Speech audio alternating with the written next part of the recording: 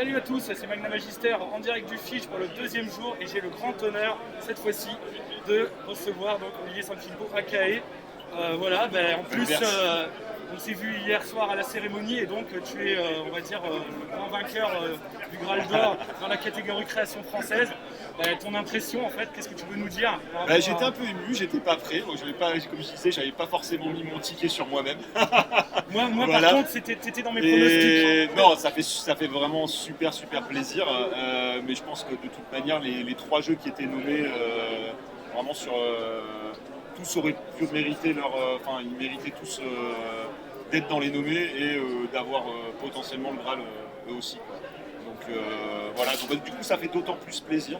Parce que du coup, t'es au milieu de très bons jeux. Voilà. Et surtout, ton travail est réellement récompensé, puisque toi, là, dans ce jeu, t'es vraiment quasiment tout, quoi. Auteur, illustrateur, cartographe, après il y a toute une équipe derrière moi, il y a des suppléments où il y a des intervenants des intervenants, des auteurs qui écrivent aussi, il y a des scénaristes, j'ai deux compères qui sont Aldo et Fabien qui me suivent sur tout le projet, travail de relecture, de fond, conseil, d'édition, etc. Des vieux complices en plus. Ouais, c'est ça. Oui, avec Aldo, on collabore et on fait nos forfaits sur pas mal de choses depuis pas mal de temps, même avant avec la voix de Rokugan sur son Oui, la voix de Rokugan où on s'est connus d'ailleurs pour le concours de scénar. C'est ça, et donc du coup c'est chouette. Et puis après il y a tout le travail, il y a les maquettistes, le travail de relecture, il y a vraiment toute une équipe. On fait pas, pour moi, si on en est arrivé là, c'est parce qu'il y a toutes ces personnes-là autour, quoi. Puis une communauté qui est au top aussi. Ça, par contre, franchement, c'est énormément de chance d'avoir la communauté que j'ai, vraiment, autour de l'Empire des Cerisiers. Alors, est-ce que tu pourrais, pour les gens peut-être qui ne connaissent pas encore l'Empire des Cerisiers, ce serait bien dommage, présenter justement ton jeu et quelle est la différence essentielle avec le grand on va dire, inspirateur qui est L5R, où toi tu as fait quand même des choses extraordinaires. Ouais, j'ai travaillé même sur L5R, j'ai travaillé avec AEG, c'est jamais sorti parce qu'en fait il y a eu le passage de licence, mais j'ai bossé sur L5R fut un temps. Est-ce que c'est pas ta revanche justement Non, du tout. C'est L5R, c'est une grande histoire d'amour. Au contraire, je pense que même ça a été une motivation à faire quelque chose. Un hommage donc. Non, en fait, l'Empire des Cerisiers, c'est vraiment de la fantaisie japonaise. C'est vrai que ça se démarque vraiment de L5R. C'est-à-dire que pour des personnes qui en effet ne connaissent pas trop la culture japonaise ou asiatique, parce que L5R ça emprunte quand même pas qu'au Japon, mais à un tas d'autres cultures d'inspiration asiatique, mais pas que, même des influences occidentales. C'est un très gros patchwork L5R qui fait tout son charme en fait. Et je pense aussi que c'est une partie de son accessibilité, c'est-à-dire qu'on s'y retrouve quand même, il y a des références même que nous, peut-être occidentaux, on peut y trouver. Mais après, c'est vraiment deux jeux différents, quoi. C'est-à-dire il y a la base de dire on fait de la fantasy, ok. Il y a de l'inspiration japonaise dans les deux. Moi, c'est vraiment un jeu, j'ai voulu en tout cas, vraiment de la fantasy japonaise. C'est-à-dire que je me suis servi vraiment de la matière, de la source, d'inspiration, de la culture, mais même de la pop culture, c'est de l'histoire à la pop culture japonaise, qui m'ont servi de matériaux pour créer l'Empire des Cerisiers. Et puis après, il y a aussi ma propre sensibilité par rapport au Japon. Je reste occidental, on a noté, donc c'est évident, quoi. Le jeu s'adresse donc à un profil plus précis en termes d'inspiration. Faut vraiment être un grand fan du Japon. Non, du tout. Franchement, là, alors on parle de culture et de mythologie, de folklore, c'est vraiment beaucoup plus ancré dans la mythologie, dans le folklore japonais, mais il suffit de se l'approprier comme n'importe quel monde. Concrètement, c'est pas plus difficile d'aller prendre un monde de fantasy et de s'approprier les panthéons et des cultures imaginaires.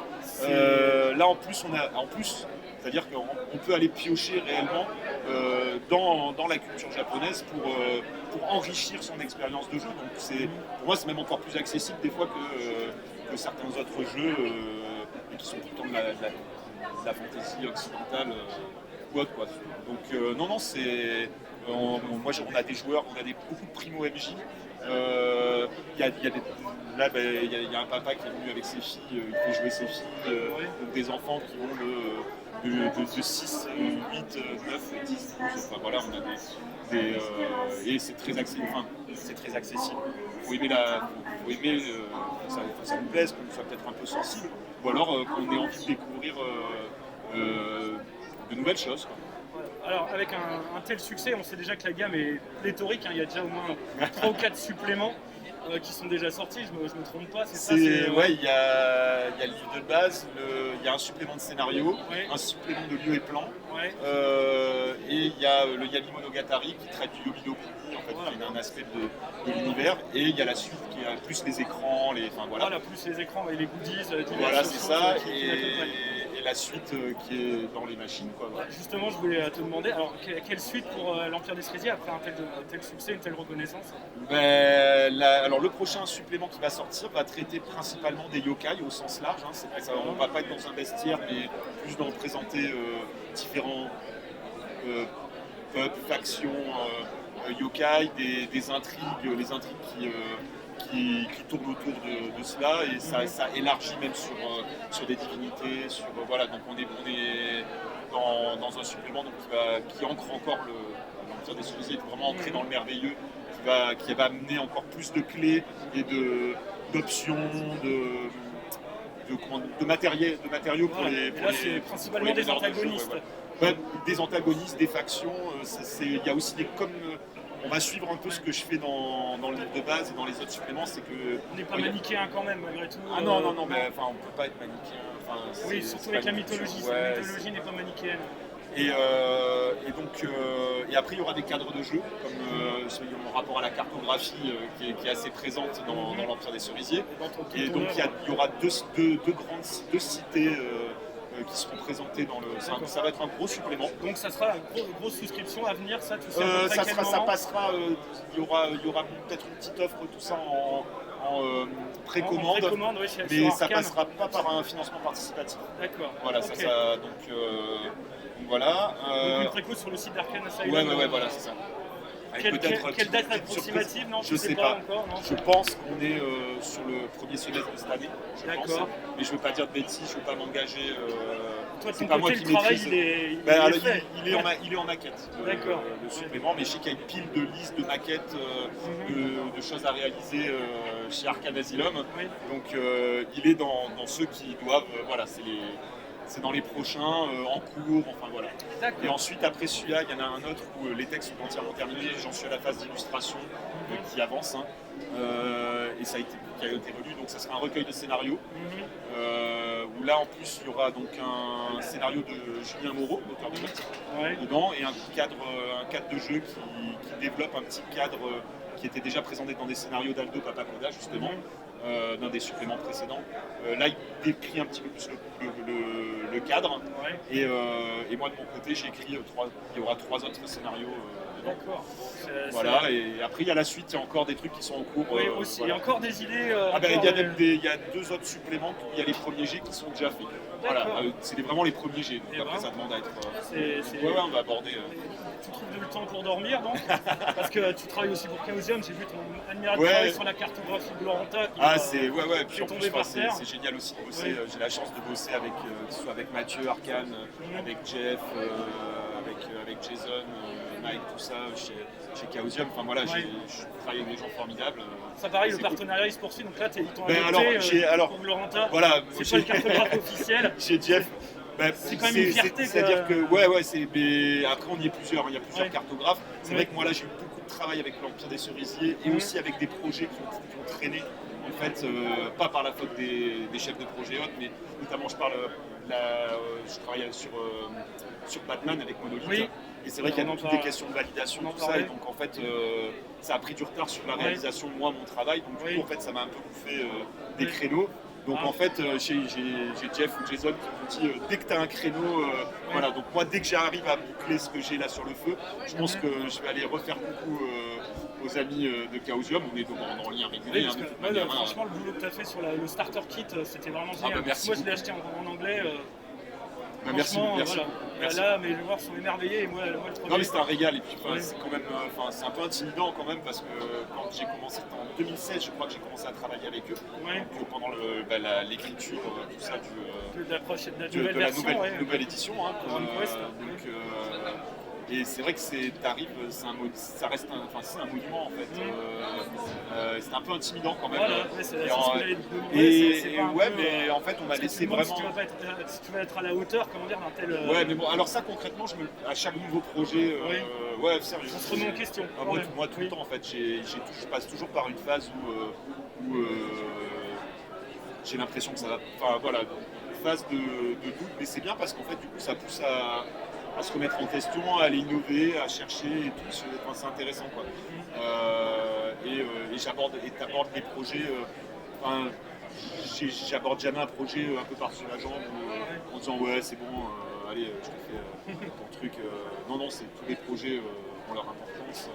J'ai toujours ce petit truc de stress de savoir si on va être à la hauteur. Bon après en fait il y a des choses que tu sais faire en fait. Tu vas pas tout d'un coup arrêter de savoir. Le niveau augmente encore, donc du coup avec Gotham City Chronicles, Batman, t'as fait que la carte de Gotham City du coup. Alors elle est en cours. Elle est en cours. Non mais elle est en fait moi concrètement j'en suis au début parce qu'en fait il y a des questions comme je disais de validation. On a dû valider une pré-carte en fait qui nous avait fourni et j'ai dû mettre tout à noter en fait des localisations qui valident les localisations ça non en fait finalement. Donc là j'ai fait un petit coin en fait de tout en bas où il y a Blackgate, la prison notamment Blackgate et les deux petites îles qui sont à côté parce qu'en fait si jamais juste au trait pour faire valider ce trait-là, parce que sinon si on se lance dans le truc, il y a une masse de travail qui est colossale en fait. C'est combien d'heures de travail à peu près ça je sais pas. Tu comptes pas là en fait concrètement j'avais estimé un temps de travail. Je pense que comme à chaque fois je vais l'éclater. Mais je pense qu'on va être bien au-delà de 200 heures de travail sur juste la carte de Gotham City. Quel format Alors moi normalement je vais probablement travailler sur un A2 à peu près, on va dire, qui est prévu en poster ou quelque chose comme ça. Alors je sais pas exactement. Après il y aura les annonces et donc je peux pas non plus mais moi j'ai prévu de travailler sur du très très grand format. Non, c'est pas du A1, c'est encore plus grand. Donc on est sur vraiment une précision. Je crois, si je veux pas dire de bêtises, que ma carte de travail, mon plan de travail, il va approcher les 2 mètres. Faudrait que je vérifie, mais c'est qu'elle s'appelle. On va presque voir la cuisine de Bruce Wayne quoi. Voilà, son penthouse. En tout cas c'est super, j'ai vraiment hâte. J'ai déjà fait des trucs, mais j'ai hâte de vraiment lancer la machine. Là normalement la souscription devrait pas tarder. C'est ça. Entendu, c'est mars. C'est ça. Le 23 je crois si j'ai pas de bêtises. Oui, c'est ce que j'avais à peu près entendu. Donc tu me confirmes. Et donc c'est un super. Puis il y a une super équipe, c'est pareil. Franchement, Gilles, France, moi je travaille beaucoup avec Gilles ou France. Il y a Fred, tout ça, derrière Fred Henry, Maillard, il y a une super équipe. Il y a Xavier, Nicolas, bref, on est Olivier, parce qu'il y a un pote aussi, Olivier Kera, qui est aussi dans tout ce qui est scénario, tout ça. Il faut vraiment. Et il est très très grosse c'est chouette, c'est chouette en plus de travailler avec eux. Un projet comme ça. C'est des copains et tout, donc c'est vraiment cool. Après sinon, je bosse aussi, donc là, actuellement, je bosse sur Métro aussi 2033. Ah oui. Donc voilà, avec. Ça, je ne savais pas. Voilà, donc c'était aussi de la partie. Il y a plein de. Tu fais des plans de. De rames de métro que j'aménage en camp de base, en campement et autres. C'est à la fois assez intéressant, j'en ai déjà produit une pendant le financement participatif, pour montrer un exemple. Là j'en suis sur une plus grosse en fait. Et là il y a vraiment eu un travail, je travaillais aussi avec un autre Olivier, Olivier Daru, qui a fait des textes et où lui s'est vachement documenté. De notre côté, là on travaille par exemple, c'est des stations qui existent à l'heure actuelle. Et donc on a bossé avec Google Maps, des références, savoir la longueur des quais et tout. Là c'est un peu plus. C'est technique là. En tout cas le démarrage, c'est-à-dire que moi je travaille Il y a un ensemble de rush, de croquis. Ensuite, je modélise en 3D. Là, par contre, sur des trucs comme ça, je modélise en 3D pour avoir vraiment une bonne perspective. Mais je fais juste des polygones et des trucs. Et ensuite, ça, je vais l'exporter, je vais l'imprimer. Et ensuite, je vais reprendre tout le crayonné de base. Et après, je vais faire et appliquer toute la station traditionnellement, quoi, à la main. Voilà, donc là, c'est plus long comme processus en fait. Mais voilà, ça demande les clés. Je sais que les clés, apparemment, ils ont une largeur spécifique, donc on a travaillé là-dessus. Il y a des trucs un petit peu techniques, mais c'est super fun en fait, parce que du coup, alors, même par exemple, je sais que par exemple, pour faire l'intérieur du hall de la station, c'est avec des vidéos quoi, de gars de Russes en fait, où tu regardes les gens, tu suis les gens, ah ouais, il y a ça dans la station et tout, voilà. Ouais, c'est pas mal. Est-ce que tu trouves encore du coup le temps de jouer, d'être joueur ou maître du jeu? Oui. Alors avec les potes, on a un peu plus de mal parce que notre groupe habituel, il y a les enfants et autres, mais nous à la maison, on est tous des rôlistes. Donc mon fils, ma femme, on est rôlistes. On s'est connus autour d'une table de jeu, donc voilà. Ça aide. et donc nous on joue à la maison. Bien sûr qu'on attend, il faut. Faut quand même encore jouer. Donc du coup, tu joues à quoi en ce moment? Alors, je maîtrise de l'Empire des Cerisiers.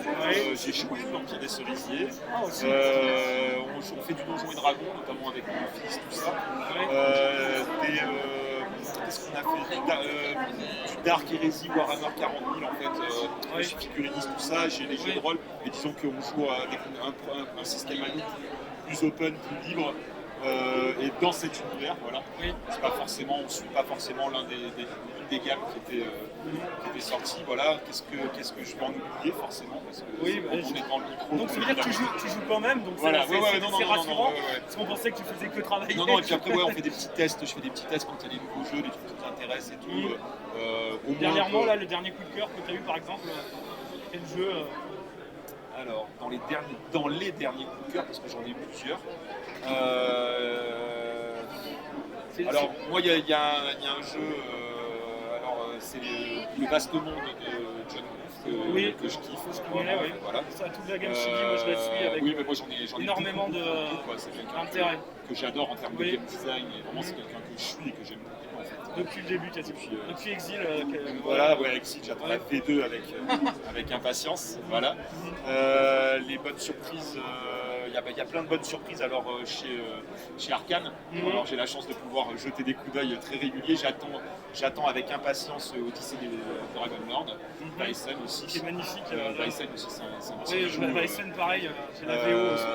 Sinon Château Falkenstein, je suis en pleine lecture parce qu'en fait je connaissais le jeu, tout ça, mais là en fait je suis nouveau en pleine lecture. J'ai travaillé dessus en fait. Oui, t'as fait la cartographie de l'Europe. Voilà. J'avais oublié. C'est ça. Tu fais tellement de trucs qu'on oublie quoi. Même, donc avec Jérôme et Coralie, j'ai fait la cartographie de l'Europe, la nouvelle Europe. De la nouvelle Europe. Voilà. Et mais du coup, j'avais pas encore lu les bouquins, donc je suis en cours et je me régale, c'est vraiment sympa. Après j'ai des jeux vraiment cool.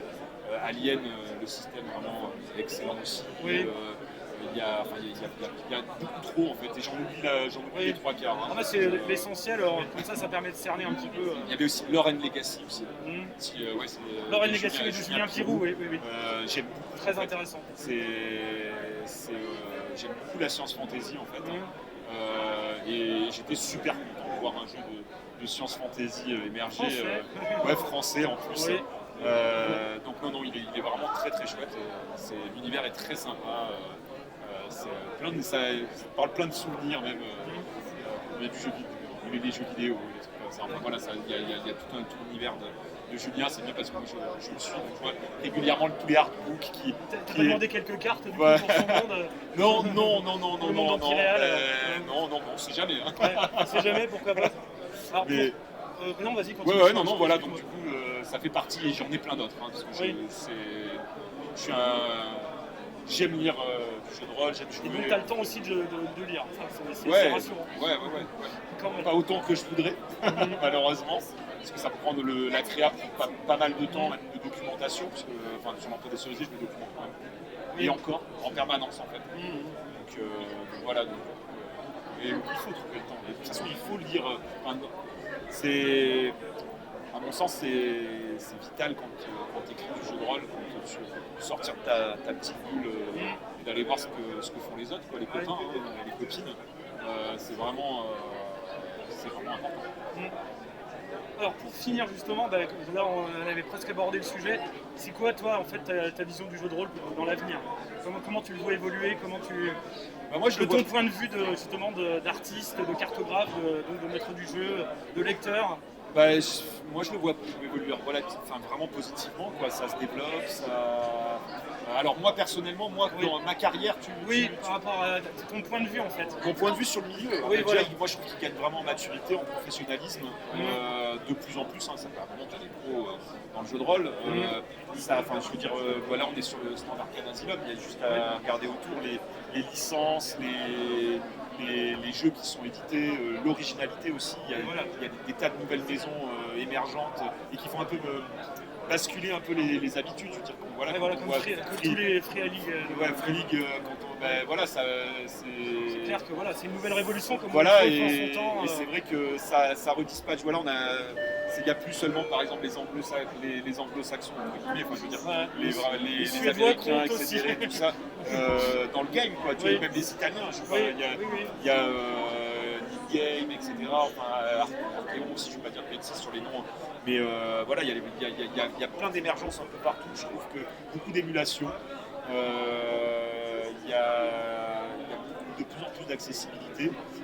Tant mieux, le loisir devient de plus en plus inclusif et c'est vraiment positif. Et il faut continuer, il ne faut pas lâcher parce qu'il y a encore du travail.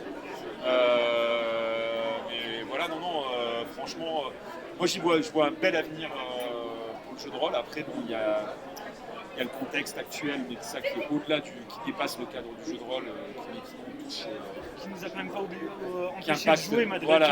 Mais autrement, qui impacte la production et autres. Le jeu de rôle, à l'heure actuelle, c'est presque secondaire, mais ça nous permet à nous de nous évader et de nous sortir de parfois des petits moments moroses. Non, franchement, c'est un super loisir. C'est un loisir qui est adapté à tout le monde. Je crois que maintenant, c'est acté, en fait. Il y a tout le monde qui essaye de récupérer un petit peu ou de se mettre un peu et de sortir son petit jeu de rôle. On a vu des chaînes, des quotidiens. Il y a des grosses boîtes d'édition qui refont du jeu de rôle, les Larons, il y a plein, quoi. Et donc il y a tout aussi toute la communauté virtuelle, tout ce qui est streamer, youtubeur, toutes ces chaînes-là, tout le milieu geek, qui maintenant le jeu de rôle en fait complètement partie. Il y a presque plus une seule émission où on ne parle pas de jeu de rôle dans les émissions de fantasy, qui touchent à la fantasy. Le lien est très très souvent fait. Donc c'est très très positif. Maintenant après il faut encore travailler, je pense, pour que les créatifs, etc., arrivent de mieux en mieux à en vivre. Parce que moi j'ai la chance d'en vivre, mais c'est pas le cas de tout le monde dans le milieu. On aimerait bien. Mais bon, ça c'est le milieu de l'édition au sens large, c'est pas spécifique au jeu de rôle. Pas spécifique. Et encore des fois mieux loti dans le jeu de rôle que dans certains autres secteurs. C'est dire du reste, parce que le jeu de rôle, c'est quand même pas non plus... Non, voilà, donc, mais voilà, donc du coup, pour moi c'est du positif, quoi. Puis moi je m'éclate, quoi. C'est beaucoup de travail, il y a des sacrifices et autres, parce que c'est un vrai... chronophage. Ouais, puis c'est du boulot, quoi. C'est bon travail, c'est mon gagne-pain, c'est ce qui paye les factures, voilà, donc du coup, mais quel rêve de bosser de sa passion et dans un milieu. C'est pour ça notamment que je reste beaucoup dans le jeu de rôle, en fait. C'est un choix vraiment, en fait, parce que j'ai eu l'opportunité. Parce qu'il y en a d'autres qui sont déjà partis vers d'autres horizons. Des petites incursions en littérature, tout ça, parce que c'était très connexe, quoi, quand même. Jeux de plateau, mais vraiment le jeu de rôle, c'est vraiment un choix d'y rester, en fait. C'est là où je me sens bien, où mon espace de créativité, en tout cas, est assouvi, en fait. En tout cas, merci beaucoup pour cette interview. C'était vraiment très très gentil de venir nous parler sur ma chaîne. Merci à toi, carrément, avec plaisir. Qu'on se reverra bientôt pour avoir plein de nouvelles sur la suite à donner à l'Empire des Cerisiers et à tout ton travail, parce que franchement, Voilà quoi. Ben, merci beaucoup. Tu es devenu vraiment un incontournable, on va dire, de notre paysage holistique, on va dire français. Merci beaucoup. Merci à toi. À bientôt.